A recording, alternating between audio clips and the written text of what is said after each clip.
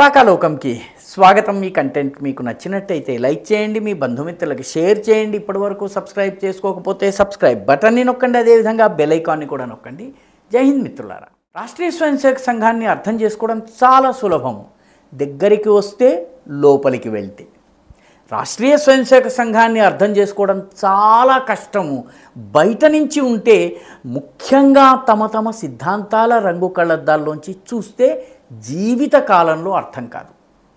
సంఘం యొక్క శతాబ్ది సంవత్సరంలో సంఘాన్ని విమర్శించే వాళ్ళు సోషల్ మీడియాలో బయట చాలా హడావిడి చేస్తున్నారు.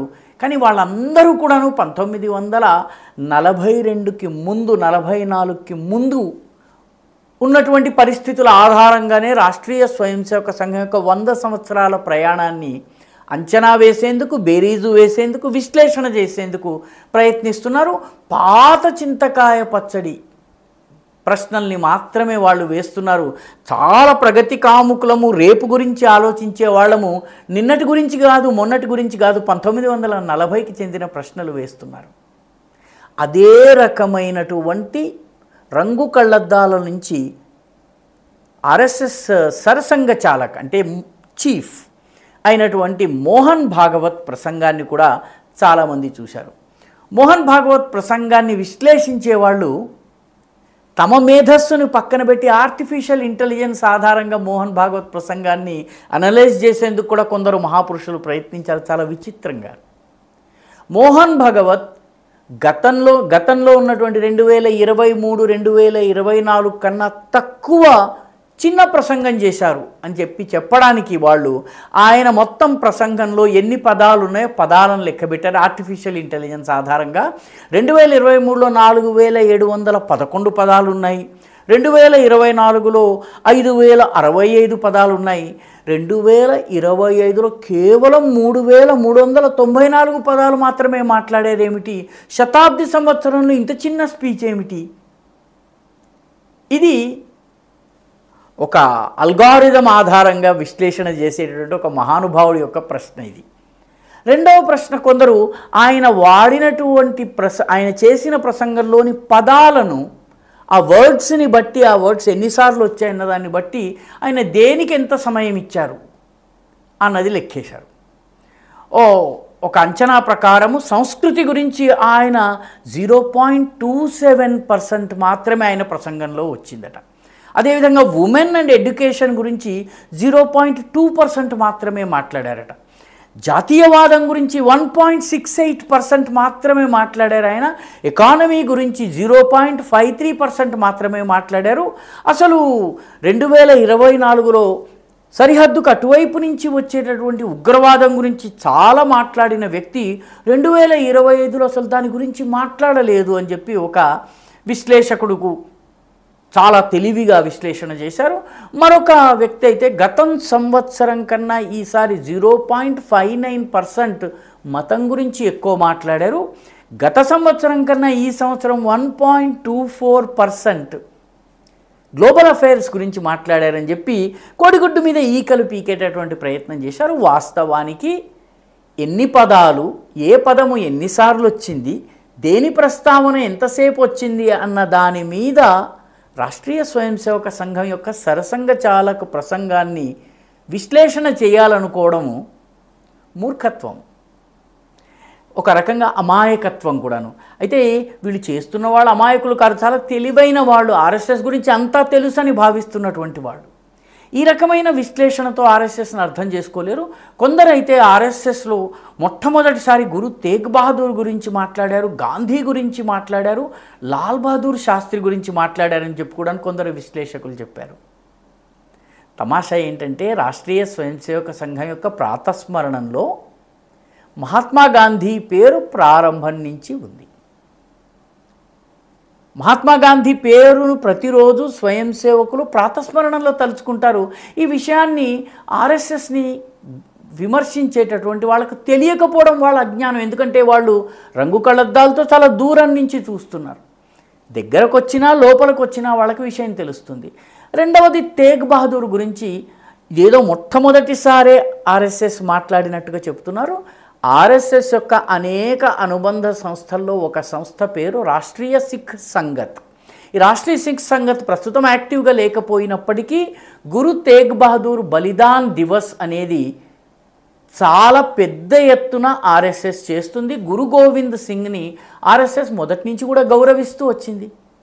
గురు తేగ్ బహదూర్ యొక్క నలుగురు సాహెబ్జాదేల బలిదానం ఏదైతే ఉందో ఆ బలిదానాన్ని ఆర్ఎస్ఎస్లో కనీసం 1969 నుంచి, నేను ఆర్ఎస్ఎస్లో ప్రవేశించిన సంవత్సరం అది, అప్పటి నుంచి కూడాను ఆ కథ చెప్పడము, జోరావర్ సింగ్, ఫతే సింగ్ల కథ చెప్పడం వింటున్నాను. కాబట్టి కొత్తగా ఆర్ఎస్ఎస్ ఏదో సిక్కులకు చేరువయ్యేందుకు ప్రయత్నిస్తుందని చెప్తుంటే కొంత హాస్యాస్పదంగా నవ్వులాటలాగా కూడా అనిపిస్తుంది. ఎందుకంటే వీళ్ళు ఆర్ఎస్ఎస్ని ఇప్పుడు చూడటం ప్రారంభించారు.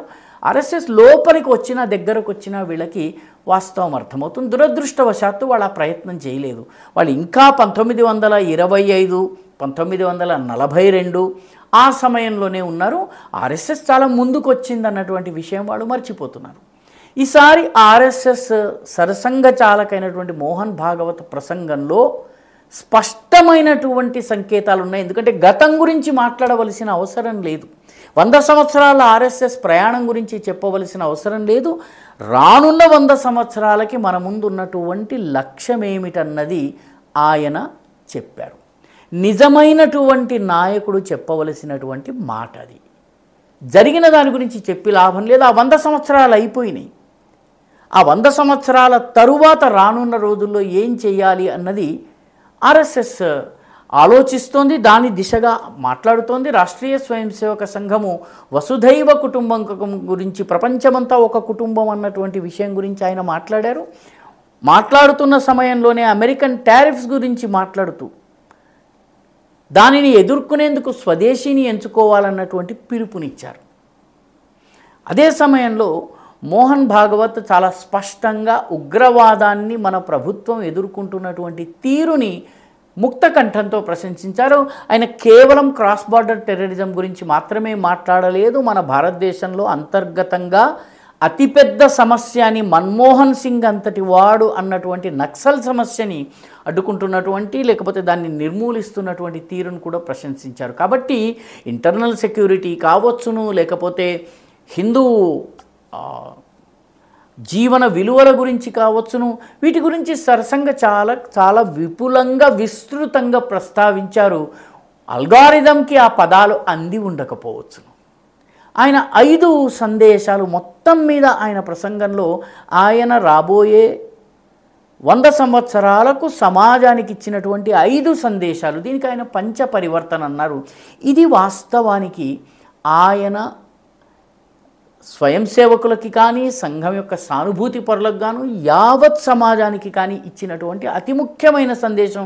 దీన్ని చాలామంది మిస్ చేశారు, ఎందుకంటే అది అల్గోరిథంలో రాలేదు. అది ఒకటి, ఈ పంచ పరివర్తన 5 మార్పులను సాధించేందుకు పనిచేయాలన్నారు. అందులో మొట్టమొదటిది స్వదేశీని జీవన విధానంగా, జీవన వ్రతంగా చేయాలన్నారు. మన భాషలో, మన వేషభూషల్లో, మన ఆచార వ్యవహారాల్లో, మన ఆహార విహారాల్లో స్వదేశీ అనేది కనిపించాలి అన్నది వారు చెప్పారు. స్వదేశీ ఆత్మనిర్భరతకు దారితీస్తుంది. ఆత్మనిర్భర్ భారత్ యొక్క కల్పనను కూడా ఆయన ఈ స్వదేశీలో చెప్పారు. నిజానికి ఆత్మనిర్భర్ భారత్ కన్నా కూడా సరసంగ చాలా చెప్పిన స్వదేశీ పరిధి చాలా విస్తృతమైనది. రెండవది, ఆయన కుటుంబ ప్రబోధిని అన్నటువంటి పదాన్ని వాడారు. కుటుంబ విలువలను కాపాడేందుకు ప్రత్యేకంగా ప్రయత్నం జరగాలి. భారతదేశపు బలము దాని కుటుంబంలో ఉంది కాబట్టి కుటుంబాన్ని కాపాడాలి అన్నటువంటి మాట చెప్పారు. జీవన విలువలు ఎలా పతనమవుతున్నాయి మనమంతా చూస్తున్నాం కాబట్టి ఇది చాలా ముఖ్యమైనటువంటి సందేశము. మూడవది, సామాజిక సమరసత, సమన్వయం గురించి ఆయన మాట్లాడారు. ఆయన పరస్పర గౌరవాదరాలతో కూడినటువంటి సామాజిక సమరసత గురించి మాట్లాడారు. ఇప్పుడున్నటువంటి ఈ విడగొట్టి చెడగొట్టి పడగొట్టే ధోరణికి జవాబుగా ఆయన దీనిని ప్రస్తావించారు. నాలుగవది, పర్యావరణ పరిరక్షణ గురించి ఆయన ప్రస్తావించారు. క్లైమేట్ చేంజ్ గురించి పెద్ద పెద్ద ప్రసంగాలు చేయటం కాదు, నిత్య జీవితంలో పర్యావరణ పరిరక్షణ కావాలి అన్నది ఆర్ఎస్ఎస్ ముందుకు వెళ్ళే 4వ ముఖ్యమైన డైరెక్షన్. 5వది, పౌర నియమాలను పాటించాలి అన్నటువంటి, ప్రభుత్వం విధించేటటువంటి పౌర నియమాలని పాటించాలి అని చెప్పారు.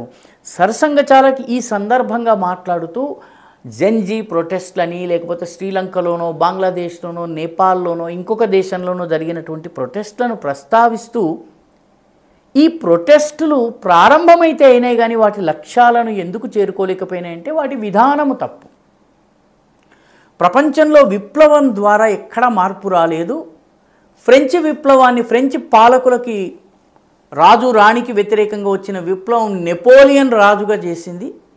అదేవిధంగా సోషలిజం తీసుకొస్తామన్నటువంటి చాలా కమ్యూనిస్టు దేశాలు చిట్ట చివరికి క్యాపిటలిస్టు మార్గానికి వచ్చాయి. కాబట్టి రెవల్యూషన్ కాదు, సామాజిక సమన్వయం కావాలి, సివిక్ వాల్యూస్ని గుర్తించాలన్నటువంటి విషయం సరసంగ చాలకైనటువంటి మోహన్ భాగవత్ గారు తన ప్రసంగంలో చెప్పారు.